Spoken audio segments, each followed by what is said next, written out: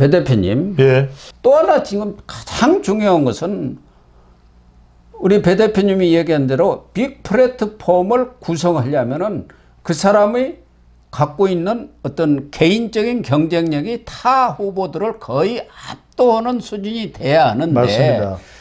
지금까지 나온 한덕수 대행의 그런 경쟁력이 거기에 이르느냐, 이게 지금 제일 저는 관건이 아닌가 그렇죠. 보여지는데, 당장 이번 주에 나온 갤럽 여론조사를 보더라도 처음에 조사했을 때 2%가 나왔어요. 그 다음에 7% 나왔어요. 그래서 다음 조사에서는 10%가 넘어야만이 한덕수 대세론이랄까, 한덕수 단일화론이 힘을 받는다고 했는데 이번에 6%로 쪼그라들어 버렸어요. 네. 예. 그런데도 최근에 이런 3자 대결이라든가 양자 대결 이런 구도들이 여러 여론조사에서 나오는데, 갤럽, 엠브레인 퍼블릭, 그리고 에이스 리서치, 더 퍼블릭, 이런 여러 여론조사들을 보면은 기본적으로 한덕수 대행과 이재명 후보 간에는 최소 17 내지 18% 차이가 납니다. 대부분이 비슷해요.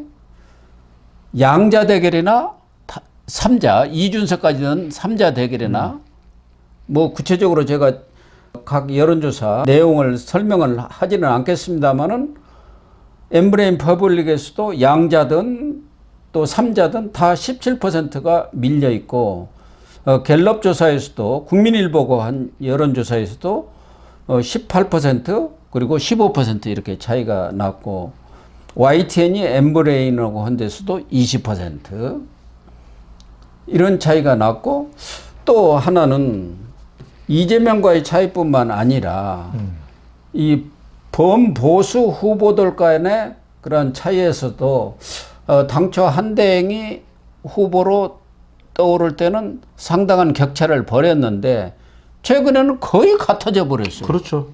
뭐 차이가 없어요. 그냥 1, 2%. 24, 25일 가장 최근에 나온 더 퍼블릭이 한 여론조사를 보면은 한대행 14.5, 김문수 14.1, 한동훈 13.9, 홍준표 11, 거의 비슷해졌어요. 그러니까 범보수 후보 중에서도 특별한 특장점이 없다. 말하자면은 지지율에서 장점이 없다. 이런 게 지금 나오고 있거든요. 이런 그렇죠. 것들이 큰 걸림돌이 되지 않을까 하는 생각이 들거든요. 맞는 말씀이에요. 첫 번째는 구체화되거나 차별 안 되는 거죠. 그러니까 예. 한덕수가 까면 된다. 그러면은 그 다음부터는 구체화하고 차별을 해야 되잖아요. 예. 그러니까 여러분들 가만히 생각해 보시죠. 반기문 대망론이 일어났던 이유가 그냥 유엔 사무총장의 이 프레임만 놓고 보면은 괜찮은 사람 아닙니까? 예. 인지도도 높고. 근데 등장했을 때 보면은 차별화되고 구체화되는 게 없었잖아요. 한순간에 무너져 버리는 거거든요. 지금 물 들어왔을 때 국민의힘은 후보들 뽑고 있는데 첫 번째 한덕수 권한대행은 차별화되거나 구체화되는 게 없다. 그래서 본인도 더 이상 사퇴 시한이나 출마를 미룰 수가 없다. 이렇게 보이는 것이고요. 두 번째는 뭐냐면 민주당이 이미 견제에 들어갔어요. 김빼기를 하는 겁니다.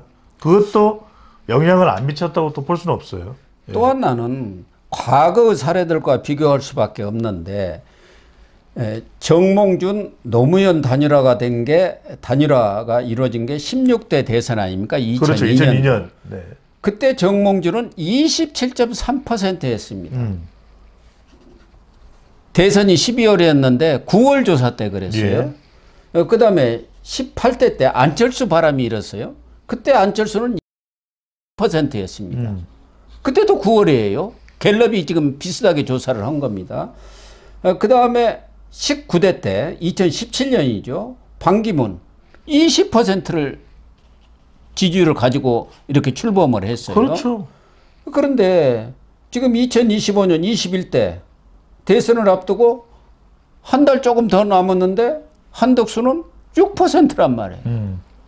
과거에 정몽주, 안철수, 반기문들이 바람을 일으켰을 때는 최소한도 20%가 됐고, 또 다른 후보들과 비교해서도 뭐 전혀 뒤지지 않는 그런 지지율을 가지고 나왔는데도 낙마를 했단 말이에요. 그렇죠.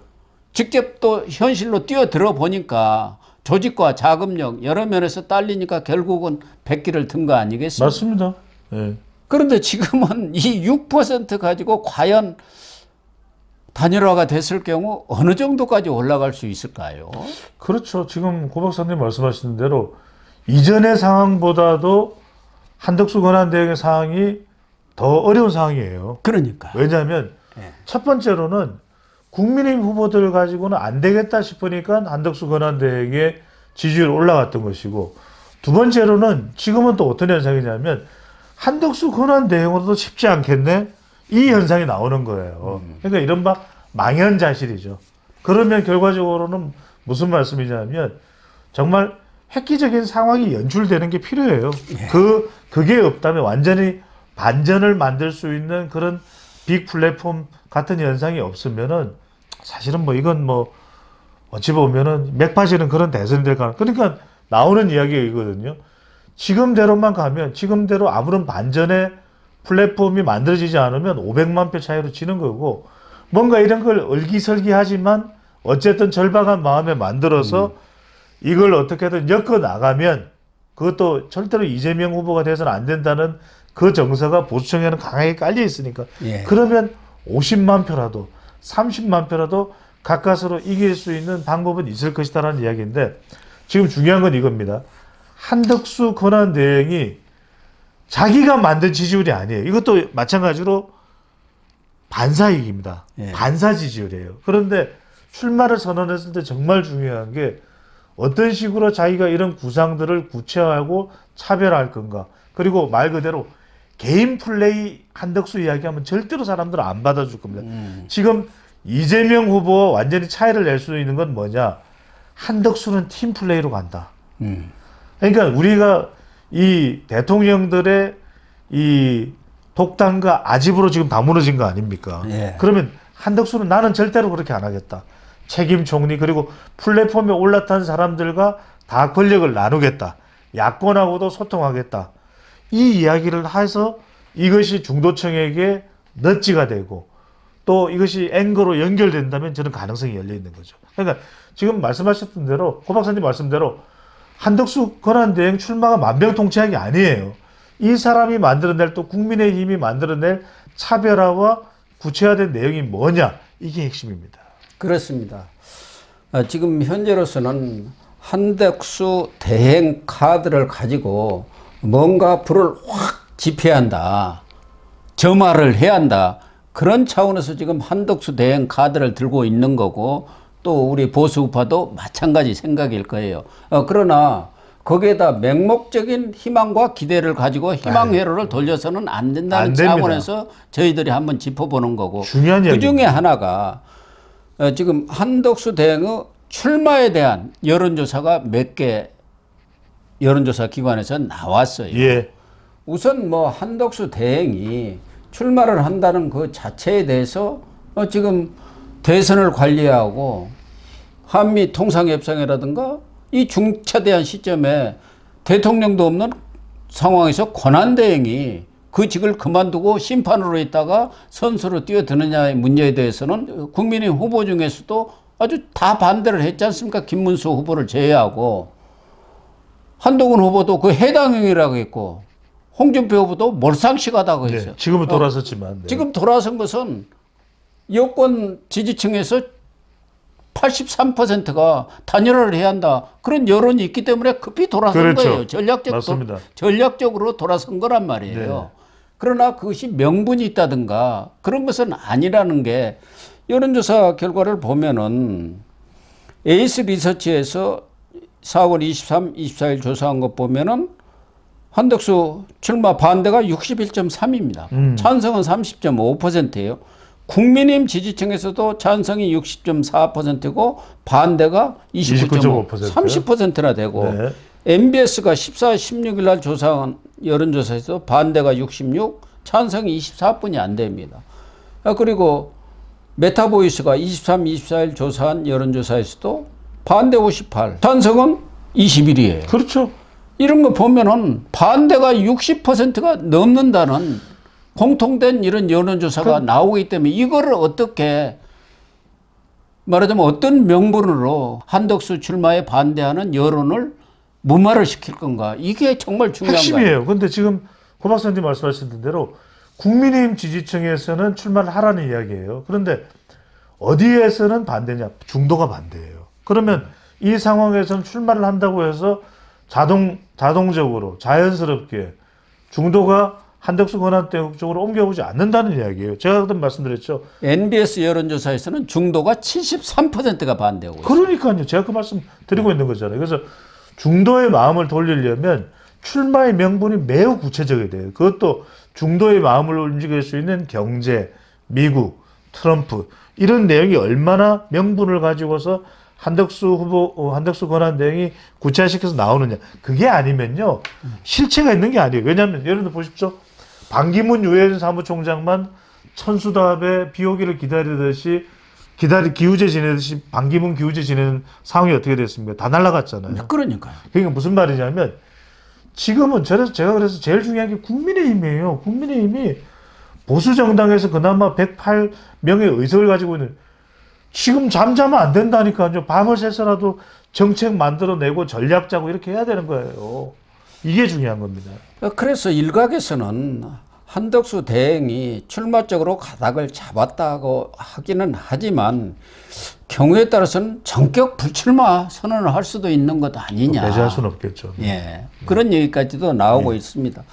그러나 보수 우파 입장에서는 어쨌든 한덕수 대행이 불을 질러주지 않으면은 현재 상황에서는 한 달 조금 더 남은 대선 결과를 뭐 보나 마나 아니냐 이런 인식들을 갖고 있기 때문에 뭐 물론 국민의힘 대선 주자들은 대부분의 경우 한덕수 대행으로 단일화를 해주겠다는 게 아니고 한덕수 대행을 내가 단일 후보가 돼서 이재명과 싸우는데 불쏘시개로 좀 삼아보겠다.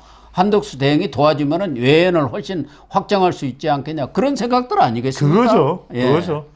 네. 다 동상이몽이에요. 예. 그래서 한덕수 대행이 이제 뭐 30일 이후 시간이 이제 없지 않습니까? 없어요. 5월 3일까지는 결정을 해야 하니까. 5월 4일이 공직자 사퇴 마감 시간이고 일정상으로 보면은 5월 5일 내지 6일에 첫 번째 토론, 6일 날, 7일 날에 두 번째 토론, 그리고는 바로 여론조사예요. 그래서 어떤 결정을 하고 또 대선 출마를 결심했을 때 어떤 아젠다를 가지고 말씀하신 대로 중도층이라든가 그렇죠. 이 사람들 특히 출마에 반대하는 그런 사람들을 설득할 명분을 가지고 나오느냐. 맞습니다. 그 메시지가 가장 중요한 거 아니겠습니까? 핵심입니다. 네. 네네. 경제, 미국, 트럼프. 네. 그나마 한덕수 변수라도 있기 때문에 좀 이번 대선에 마지막 기대를 해보는 것 아닌가 하는 생각이 제가 이 듭니다. 말씀을 드리는데 짧게만 좀 말씀드린 뭐냐면 지금 썸트렌드 데이터 분석을 해보면 우리 국민들을 대상으로 한 빅데이터입니다. 트럼프의 언급량이 이재명보다 2배 이상 많습니다. 그리고 한덕수 권한대행의 이 빅데이터 언급량이 국민의힘 4강 후보들 개개인보다 약 한 3배가량 많습니다. 저는 그걸 보는 거죠. 예. 빅데이터로 봤을 때 그나마 희망을 걸 수 있는 것은 그 이 시나리오가 아닌가 싶은 생각에서 분석해서 전달을 드리는 겁니다. 네.